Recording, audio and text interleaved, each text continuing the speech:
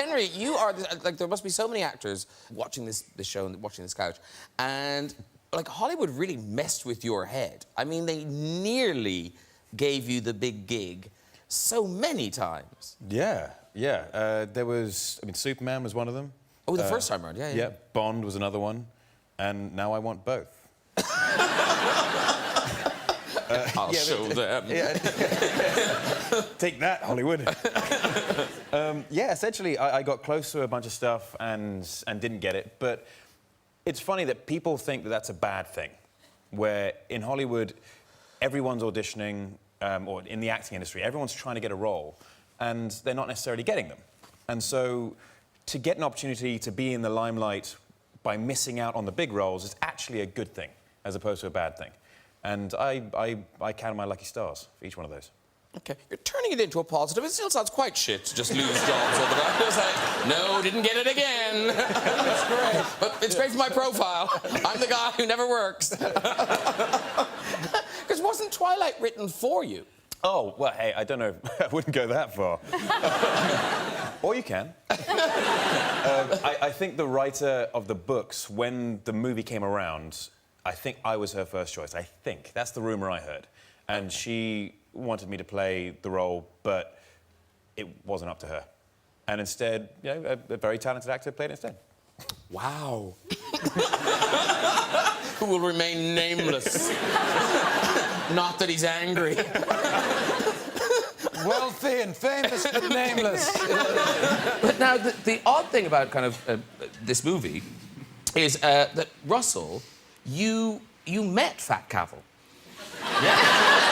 He definitely wasn't Fat Cavill when I met him at 16, no.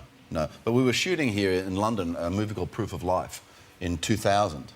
And there was the opening sequence of the film was shot at Stowe College, you know. And we went out there and there was a kid there called Merlin Hanbury Tennyson who was playing my son.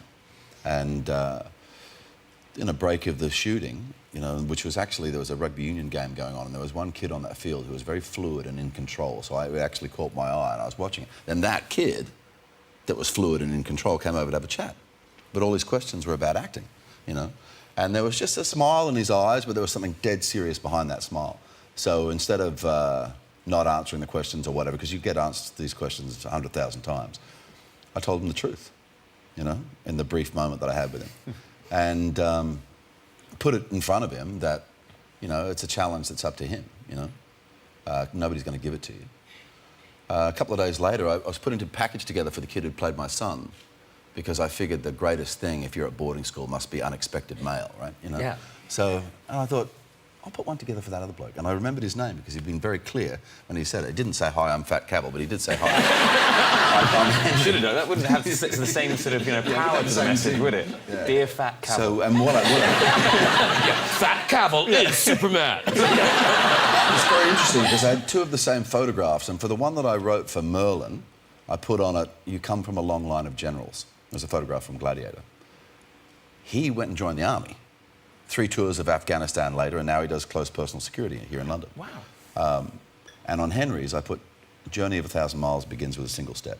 Basically, you know, if you want it, you go and get it, you know. Yeah. 12 years later, and it was probably 3 months into working together, you know, I finally said to him, do I know you from somewhere? And he got this little smile in his eyes and he went, do you remember going to Stowe School? And I was like, yeah. And he goes, do you remember a kid that came and talked to you about acting? I went, yeah. Yes, that's me. I said, really? What did I say? And he said, well, you said they pay you pretty well, but they treat you like shit. And I said, yes, Henry. That's exactly what I said. The face furniture. You're not fond of the face furniture, are you? Oh, it's not that I'm not fond of it. It's just that, you know, if I'm walking past schools, people give me funny looks. It's tough to buy Vans. Can't give children sweeties. Because you normally do that a lot. Hang out the park long enough. Why not? Hey guys, I'm Superman. Come get some sweets. I'm not a stranger. I'm Superman. I think he rocks it really. Very few men can carry that off. But No, it's very good. Mind you, but do you know what that's annoying about that? Is that's like if Henry Cavill wore a stupid hat, you would think, oh, that stupid hat looks really good on him. And it's not that. Just he looks really good. And you put it on, it's a stupid hat. Henry, huge star now. But there was a bit in your career where you kind of were going to give up, weren't you? Oh, yeah. Yeah. It was last week. Yeah, that's today. There was.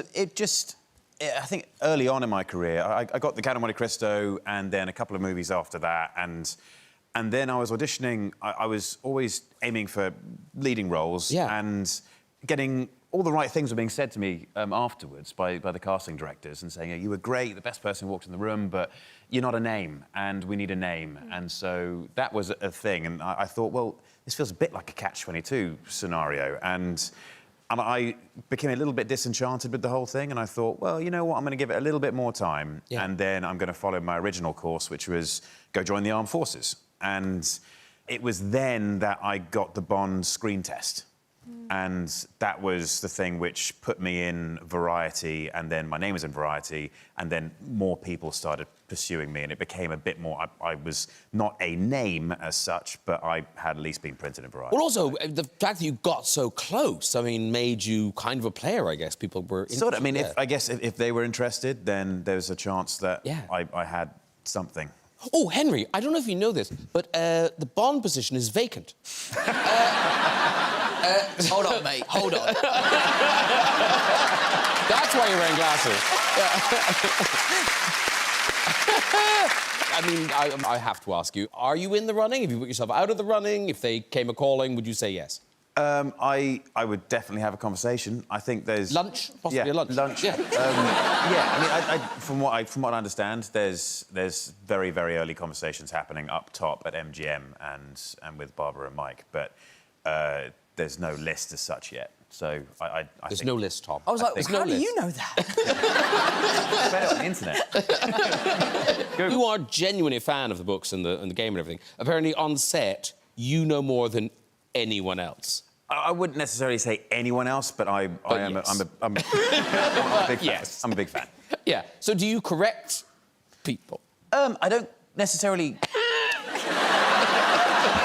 I am effusive about getting the... being loyal to the source material. Let's put it that way. OK. Yeah. So, yes, you do. You do fly your nerd flag with pride. Yes. Now, one of your hobbies, and he's got a lot of them, ladies and gentlemen, one of your hobbies is you paint... Makes me sound weird. Well, you do have more hobbies than the average man, I'd say. But you paint... Is it World of Warcraft? Warhammer. Warhammer, I'm a fool. It's Warhammer, Greg. OK, Warhammer. So what... So you paint by hand? Yes, yeah. Does everyone do that, or can you buy them already painted? No, you have to paint them, but it's just how much effort you put into it. And you put a lot of effort. There's the painting, modelling side of the hobby, and then there's the gaming side of the hobby. OK. And when you paint them, what do you do with them then, Henry? Then you put them together in little armies and you fight against someone else's army. It is fun. Oh, I mean, very it sounds fun. ridiculous, but it is fun. Yeah, no, toys, very good fun.